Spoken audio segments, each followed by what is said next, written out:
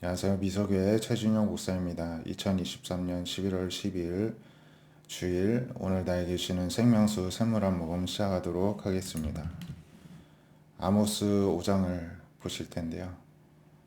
이스라엘 족속들에게 하나님께서 이제 앞으로 당할 멸망에 대한 이제 말씀을 계속해서 주고 계시는데요. 이렇게 말씀하십니다. 화 있을진저 여호와의 날을 사모하는 자여, 너희가 어찌하여 여호와의 날을 사모하느냐? 그날은 어둠이요 빛이 아니라. 그러니까 하나님의 구원을 사모를 아무리 할지라도 그날은 하나님이 빛을 비춰주시는 구원의 날이 아니라 멸망에 대한 어둠의 날이 될 것이다 말씀합니다. 마치 사람이 사자를 피하다가 곰을 만나고 혹은 집에 들어서 손을 벽에 대었다가 뱀에게 물림 같도다. 이제 피하려다가 또 다른 어려움을 만나게 된다는 것입니다. 여호와의 날은 빛 없는 어둠이 아니며 빛남 없는 캄캄함이 아니냐. 이제 빛도 없고 이제 어둠만이 가득하다는 것입니다. 내가 너희 절기들을 미워하여 멸시하며 너희 성회들을 기뻐하지 아니하나. 이들이 하나님을 섬기는 일은 계속하였죠. 하나님께 예배를 계속 드립니다. 하지만 동시에 우상에게도 예배를 계속 드립니다. 그러니까 우리가 오늘로 따지면 계속 교회도 나오고 주일 예배도 드리고 하나님도 섬기지만 또 한편으로는 내 마음속에 또 다른 우상을 예배하는 것입니다. 기뻐하는 것입니다. 그걸 동시에 할 때 하나님이 뭐라고 하시느냐? 아무리 하나님의 절기를 지키고 하나님께 예배드려도 기뻐하시지 않는다는 것입니다. 너희가 내게 번제나 소제를 드릴지라도 내가 받지 아니할 것이요. 우리가 주일 예배를 그러한 마음으로 드려도 하나님이 안 받으십니다. 살찐 희생의 화목제도 내가 돌아보지 아니하리라. 내 노랫소리를 내 앞에서 그칠지어다. 비파 소리도 내가 듣지 아니라. 하나님을 악기를 동원해서 찬양해도 안 된다는 것입니다. 하나님이 무엇을 원하느냐? 오직 정의를 물같이, 공의를 바르지 않는 강같이 흐르게 할지어다. 그러니까 우리의 삶이 하나님의 뜻대로 살게 되면은 정의로운 사회가 되고 하나님의 공의를 두려워하는 사회가 될 텐데 그러한 개인의 삶, 그러한 가정, 그러한 사회를 먼저 이루라는 것입니다. 말로만 하나님 섬기지 말고 행함이 있는 믿음이 되어야 된다는 것이죠. 이 행함은 그냥 실천이 아니라 마음이 진짜로 그러해야 나올 수 있는 행함을 의미를 하는 것입니다. 데살로니가 전서 4장에도 이제 부활에 대해서 말씀을 하는데 13절에 보면 형제들아 자는 자들에 관하여 너희가 알지 못함을 우리가 원하지 아니하노니 이는 소망 없는 다른 이와 같이 슬퍼하지 않게 하려니라. 그러니까 여기서 자는 자들은 이제 몸은 이제 죽었으나 이제 다시 부활할 때까지 성도들에 대해서 우리가 잠들어 있다 이렇게 표현을 하는데요. 그런 예수님을 믿다가 이제 부르심을 받아 소천한 성도들을 의미를 합니다. 우리가 예수께서 죽으셨다가 다시 살아나심을 믿을진데 이와 같이 예수 안에서 자는 자들도 하나님이 그와 함께 데리고 오시리라. 예수님이 오실 때 예수님 잘 믿으시다가 먼저 하늘나라 가신 분들도 다 데리고 오신다고 말씀합니다.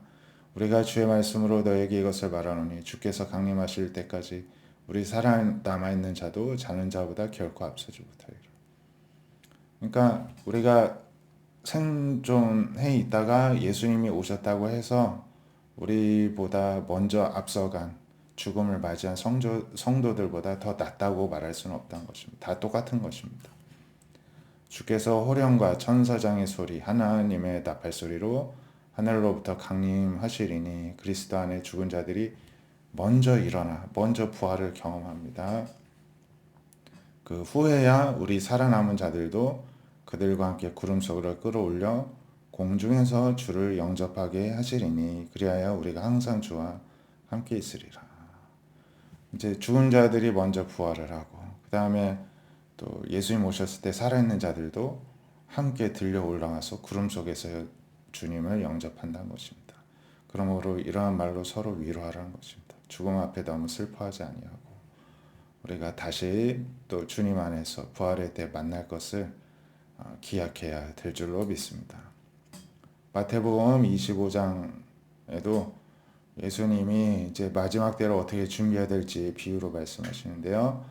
천국은 마치 등을 들고 신랑을 맞으러 나간 열 처녀와 같다 하리니 그 중에 다섯은 미련하고 다섯은 슬기는 자라. 미련한 자들은 등을 가지되 기름을 가지지 아니하고 슬기는 자들은 그릇에 기름을 담아 등과 함께 가져갔더니 신랑이 더디움으로 다 졸며 잘세. 밤중에 소리가 나되 보라 신랑이로다 맞으러 나오라 하며.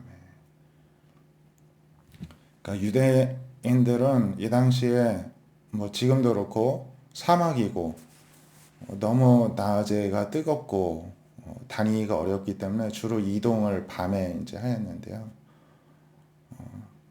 이 혼인 잔치를 앞두고 신랑을 맞이하는 이 처녀들도 그래서 이 잔치도 다 밤에 이렇게 하였습니다.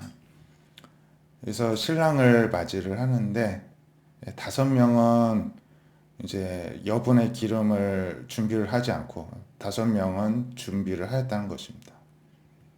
그래서 이제 밤중에 소리가 나서 다 일어났는데 미련한 자들이 슬기는 자들에게 우리 등불이 꺼져가니 너희 기름 좀 나눠달라 하니까 슬기는 자들이 우리가 너희가 같이 쓰기에는 다 부족하니 차라리 파는 자들에게 가서 사와라 합니다. 그래서 막 사러 가죠. 그런 사이에 신랑이 오므로 준비하였던 자들은 함께 혼인잔치들하고 문이 닫혔다는 것입니다.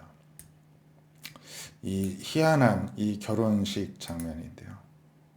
예수님이 이렇게 비유합니다. 천국이 마치 이러한 결혼식과 같다는 것입니다. 그 후에 남은 5명의 처녀들이 와서 주여 주여 우리에게 열어주소서 하였지만 집 안에서 들려온 소리는 진실로 너에게 이르노니 내가 너희를 알지 못하노라. 이제 이런 대답을 듣게 된다는 것입니다. 그런즉 깨어 있으라. 너희는 그 날과 그 때를 알지 못하느니라. 그래서 우리가 이런 언제 신랑이 올지 모르는 채로 늘 대비를 하고 준비하였던 슬기로운 5 처녀와 같이 우리도 늘 깨어 있으라는 것입니다.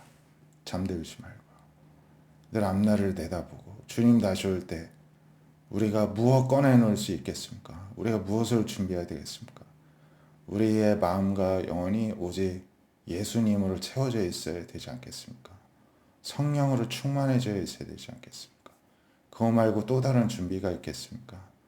그래서 우리가 늘 깨어 기도하고 나의 고민과 나의 생각들로 머릿속을 꽉 채우는 게 아니라 하나님의 말씀과 하나님의 사랑과 또 성령님으로 주님에 대한 사랑으로 가득 채워서 또 주님을 맞이할 준비를 해야 될 줄로 믿습니다. 우리가 그런 마음으로 그러한 삶을 또한 살고 있어야 되는 줄로 믿습니다. 오늘 말씀과 같이 하나님은 분명히 심판을 예고하고 과거에도 반드시 이루셨고 신약 시대인 오늘 우리가 살고 있는 이 시대도 반드시 심판의 때가 있다고 말씀을 하고 계십니다.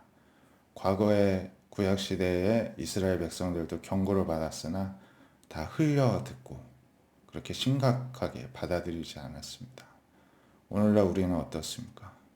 그것을 과거의 구약 시대의 성도들을 교훈 삼아서 그 심각성을 인식하고 늘 깨어 기도함으로 늘 주님을 언제든지 맞이할 준비를 하는 슬기로운 5 처녀와 같은 우리 모두가 되시기를 바랍니다. 기도하겠습니다. 하나님 오늘 주님의 은혜로 또 잘 보내게 하시고 오늘 말씀 가운데서도 또 종말의 때가 있음을 또 저희들이 기억하고 각성하게 하여 주시면 감사를 드립니다.